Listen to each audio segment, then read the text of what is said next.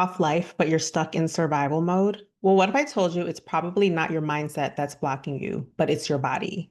And today I'm going to break down why and what to do about it. Hey there, I'm Kathleen, and I talk about faith, lifestyle, and business.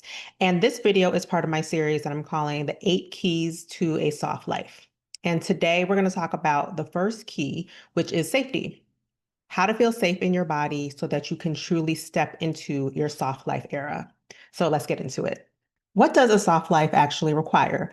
Well, a soft life is more than just an aesthetic or vibes. It's really a way of being, and it requires physical safety, emotional safety, and nervous system safety. If your body thinks that you're in danger, you will probably overthink, shut down, panic about small things. You'll stay in doing mode or performance mode. You might struggle to rest. You might resist good things. You may even sabotage opportunities or feel disconnected from yourself. And the reason why is because your body thinks that survival is the priority.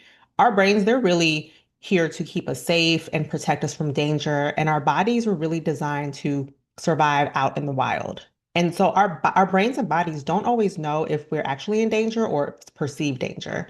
And until your body feels safe, until your nervous system feels safe, you'll stay in survival mode. And that survival mode can block the soft life that you actually want. And it's not your fault. It's your body's fight or flight response. And sometimes you go into what's called functional freeze, where your brain will literally shut down the parts of itself that handle curiosity, creativity, long-term thinking, even joy and ease. And so, really, if you're trying to build a soft life, you're trying to build a life of ease. You're trying to build a life more ease, less chaos, as I always say, or a life where it's minimal stress, fewer worries, fewer concerns. That doesn't mean that life doesn't life because it does, but it just means that when life happens, you just ease and flow with it. And it's like you're trying to meditate in a burning building when your nervous system doesn't feel safe or when you're stuck in survival mode. And here's some signs that you might be in survival mode and might not even realize it. If you constantly feel tension in your shoulders, in your jaw, even in your gut, or if you feel numb or disconnected, if you find yourself over explaining yourself, or if you have trouble resting, stillness being still or at rest doesn't feel safe. You also might be in survival mode if you feel guilty when things are calm. And believe it or not, overworking is a sign that you might be in survival mode, which sounds counterintuitive, but it's a sign that you might be in survival mode. Also, if you are hyper vigilant about people or your surroundings or outcomes, that's also a sign that you might be in survival mode. And that's because your brain is literally scanning for danger, trying to make sure that you are not in danger and that you're safe. But what actually keeps you safe or helps you feel safe are three things. First, it's to be aware of what is triggering your fight or flight response. Then you want to feel your feelings, not just intellectualize them or overanalyze them, but to actually feel them in your body. And then third is to give your brain an alternate outcome, a different ending, help your brain get off of that loop. And that's where the technique that I call an alternate ending comes in, which I'll go into a little bit more detail shortly. I actually wrote a post on Substack about how to give your nervous system permission to exhale. So if you want to check out that post, I'll link the post in the description. So I want to share a little bit more about my story and how safety became one of the 8 keys of living a soft life. So within a 5-year period, I went through 4 periods of unemployment. They were all for different reasons, and 2 of them were my choice, and the other 2 were not. One of those 2 that were not my choice involved me being placed on a performance improvement plan, a PIP. And let's be honest, most PIPs have nothing to do with your actual performance. In fact, I read somewhere that 80% of PIPs are predatory, a pretext to terminating you, but the company is essentially trying to CYA, cover itself, and not be sued. So all that to say, when I was placed on a PIP, I, in my opinion, felt that it had nothing to do with my performance, my actual work performance. So I fought it. And I wasn't fighting it because I was trying to keep that job, because in fact, I was in the middle of executing my exit plan. So it wasn't that I was trying to keep that job. It was really about the principle. It was that I felt that it was unfair. I felt I wanted justice for myself. I wanted the truth to come out. I just wanted I just wanted truth and justice, basically. So that's really what I was fighting for. And at the end of the day, they fired me because, again, 80% of PIPs are pretext for you to leave the company without the company facing any consequences legally. But I wanted my experience to help other women because my story, I'm sure, is not unique, especially with reports that more than 300,000 Black women were pushed out of the workforce in 2025 during that period of whenever that report came out. I know my story is not unique, right? So I wanted to use my story to help other women. But my body was not done fighting. My body didn't know that we didn't have to fight anymore. My body was still in fight mode.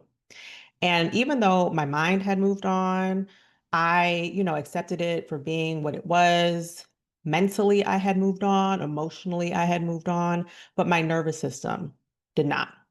And I was in survival mode.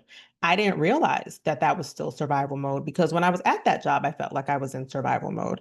So in my mind, because I was no longer at the job, I was free. I was no longer trying to do what I need to do to survive. But my body didn't know that. So I was stuck emotionally. I wasn't stuck emotionally. I was stuck in my body. And so I started noticing that I would think things like, oh, well, maybe if I had done XYZ, or, I should have listened to my gut, which I still should have listened to my gut sooner. But, maybe if I had done this or that, maybe things would have been different. And that's really not like me. I'm not really the type who is like, woulda, shoulda, coulda. I'm more the type of, okay, what happened? What can I learn from that experience? And how do I avoid making the same decision or contributing to that in the future? So it was really weird for me to feel like I was stuck on a loop. I realized that it was functional freeze. My body could not move past the moment when I lost my job, when, I was still fighting. My body could not move on because I did not feel safe in my own body. And what helped me break that cycle, what helped me get off of the carousel, is something that I call an alternate ending. Now, I'm not a licensed mental health professional, I'm not a therapist, so I'm just sharing what worked for me. And, you're welcome to try it, but just know my experience might not be your experience. Okay? So here is how writing an alternate ending worked for me. I wrote out the story of everything that happened leading up to the PIP and the PIP period as it happened, as much as I could remember. I wrote out what happened because that's what triggered my fight or flight response. And then I allowed myself to actually feel all of the feelings that came up while I was writing, primarily anger. I allowed myself to feel the anger. I didn't intellectualize it. I didn't try to be like, well, I can understand, because usually that's what I do. Usually I'm like, well, I can understand why so and so would make that decision, or I can understand. I allowed myself to just feel the anger. And then after feeling my feelings, I wrote an alternate ending that was fair and that gave my body safety. And in my alternate ending, in rewriting that story, I left the company on my own terms with a severance package.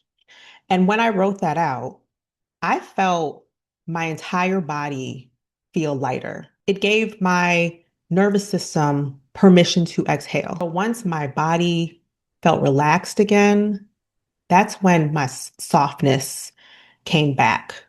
That's when being still no longer scared me. The quiet didn't scare me anymore.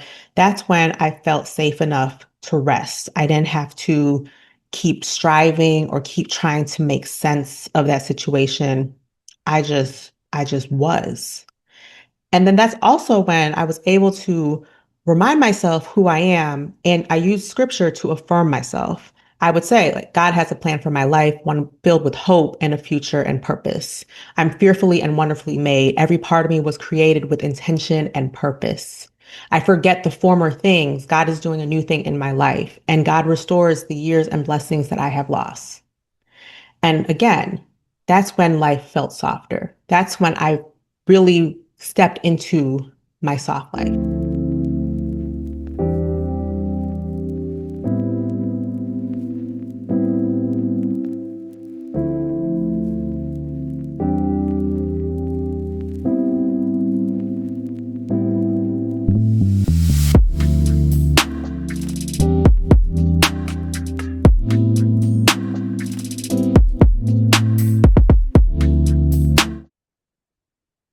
again, this video is the first of a series that I'm calling The 8 Keys to a Soft Life. If you're new to my channel, click the subscribe button below to see more content like this. And be sure to hit the thumbs up button if you like this type of content. Comment below with any questions or video suggestions that you may have. And I also wrote a full breakdown of giving yourself permission to exhale on my Substack. It's free to read, so go ahead and check out the link in the description. And I will see you next time.